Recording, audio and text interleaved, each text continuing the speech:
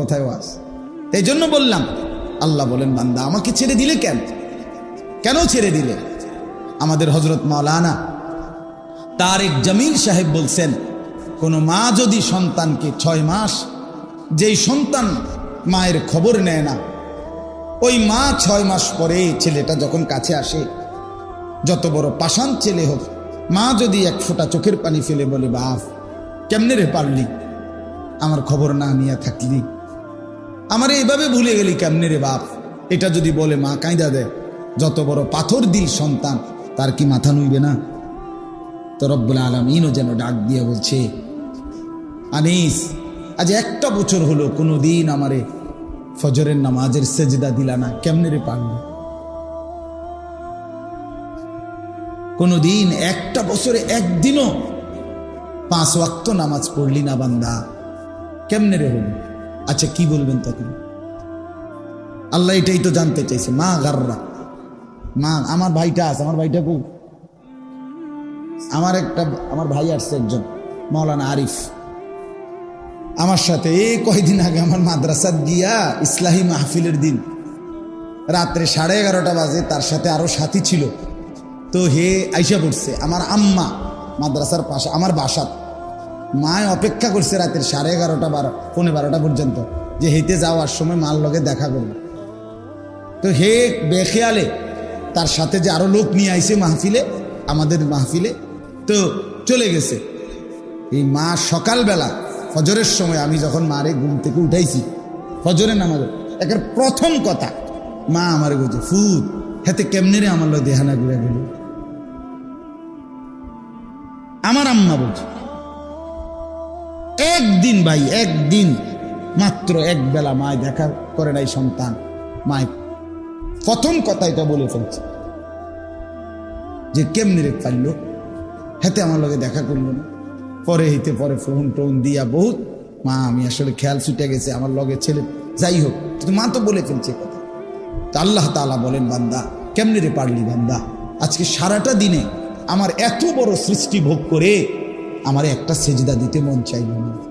এই জন্য যুবক ভাই বলো না, এই রাত গভীরে, রাত হয়ে গেছে, দেরি করতে চাচ্ছি না আসলে, মেহেরবানি করে বন্ধু, নওজোয়ান ছেলে তোমরা বলো ভাই যে ইনশাআল্লাহ আগামীকাল এই আজকের ভোর থেকে ফজরের নামাজ পড়বা ইনশাআল্লাহ।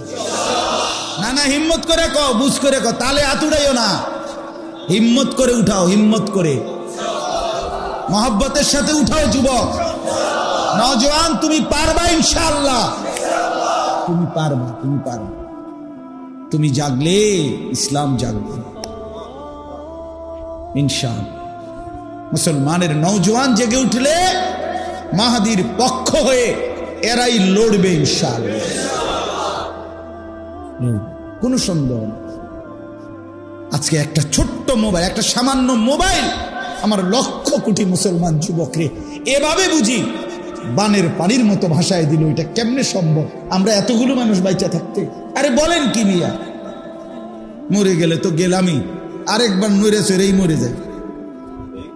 আমি এখনো আমার ছোট ভাইরে গাড়ি এই তারে আস্তে আস্তে ওখানে আমি বললাম, হুন বেড়া, আমি এটা বুঝা লইছি, মরে যাবো, আমিও জানি তুইও জানোস, দৌড়াদৌড়ি করে দফাদফি করে মরে যায়,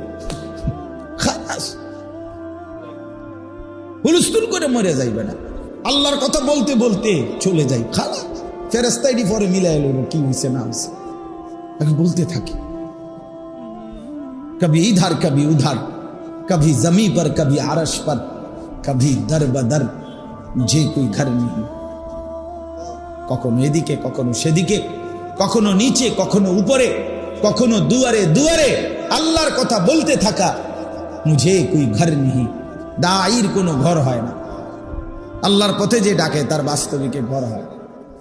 আল্লাহ আমাদেরকে তৌফিক দান করেন। চলেন বাকি কথা অল্প কথায় শেষ করছি। তাহলে এটা বললাম, ইবাদতবিহীন মানুষের পরিচয় হয় না, ঠিক আছে না ইনশাআল্লাহ? অতএব নামাজ পড়া চাই, আল্লাহকে ডাকা চাই, হালাল হারাম বাইসা চলা এটা দরকার। বাপ আপনাদেরকেও বলি, যারা বাবা, যারা অভিভাবক, আপনি আপনার জীবনের সার্থকতা এই বন্ধুর কথা মনে রাখেন। আপনাদের ভাতিজা হইতে পারি, আপনাদের ছেলে, তো আমার এই কথাটা মনে রাখেন, আপনারা আপনাদের জীবনের ডিউটি আপনার মুসলমান হিসাবে সংসারে সন্তান স্ত্রীর প্রতি আপনাদের দায়িত্ব, তাদের ঈমান, তাদের আমল, তাদের সেজদা। আল্লাহ কোরআনে বলছেন ওয়ামুর আহলাকা বিসসালাহ, তুমি তোমার পরিবারের সদস্যদেরকে নামাজের আদেশ করো। ওয়াসতাবির আলাইহা, নিজেও নামাজের উপরে মজবুত থাকো। এরপরে আল্লাহ বলছে লা নাসআলুকা রিজকা, আল্লাহ নিজে বলছে বান্দা বিশ্বাস করো, স্ত্রী সন্তান সংসার চালাইবার জন্য আমি তোমার রিজিকের সাহায্য চাই না। তুমি একটু সহযোগিতা করলে তোমগরে ভাত খাওয়াইতে আমার একটু সুবিধা হবে। আল্লাহ বলে বিশ্বাস করো বান্দা, এই সাহায্য আমার লাগবে না, তুমি হোতার থাকো, আমি ভাত তরকারি পৌঁছামু, তুমি টেনশন করো না। রিজিকের দায়িত্বটা আমার হাতে দাও, সেজদার দায়িত্বটা, নামাজের দায়িত্বটা তুমি নাও। লা নাসআলুকা রিজকা, আমি রিজিকের সাহায্য চাই না।